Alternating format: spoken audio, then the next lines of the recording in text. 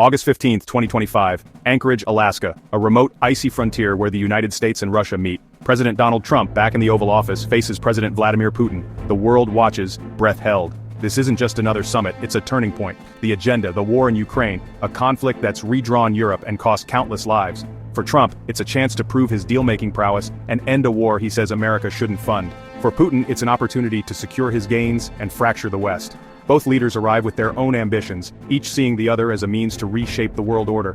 Alaska, once bought from Russia, now hosts a meeting that could redefine global power. Will this summit build a bridge to peace or freeze alliances in place? The stakes, Ukraine's future, Europe's unity, and the post-Cold War order, every handshake, every word could tip the balance. The world is watching. On the surface, the goal in Anchorage is peace and end to Ukraine's suffering. Trump frames it as pragmatic: stop the killing, stop the spending, bring the troops home. But is it about peace, or about his legacy? Critics fear a quick deal could trade away Ukraine's sovereignty for headlines. For Putin, a US brokered deal without Kyiv or Europe would be a geopolitical coup, cementing Russian control and shattering Western unity. The real question is peace just the absence of war, or the presence of justice? A deal that freezes the conflict but leaves Ukraine divided may only embolden future aggression. Europe warns appeasement now could invite more wars later. The deal on the table could be peace or a poison pill for the world order. The definition of peace itself is on trial. Trump's summit announcement sends a shockwave through Europe, but it unites, not divides. From Paris to Warsaw, leaders speak with one voice: no deals about Europe without Europe. The EU, often slow to act, now moves with urgency and resolve. Emergency meetings, joint statements, and new pledges of support for Ukraine follow. Europe signals it won't be sidelined. It's a primary stakeholder, not a bystander.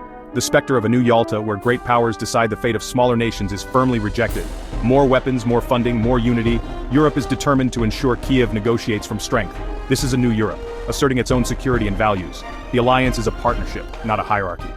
As Trump and Putin prepare to meet, a third actor stands in the room: a united Europe. The message is clear: Europe's security is indivisible. The world's balance depends on it.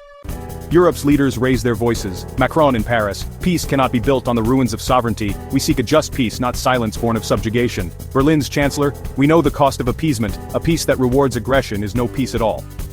Warsaw's prime minister: for us, this is existential.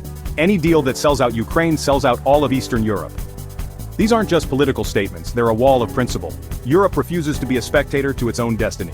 The Alaska summit's premise is challenged. No deal can override the will of Ukrainians or the security of a continent. Real peace must run through Kyiv and Brussels, grounded in justice and international law.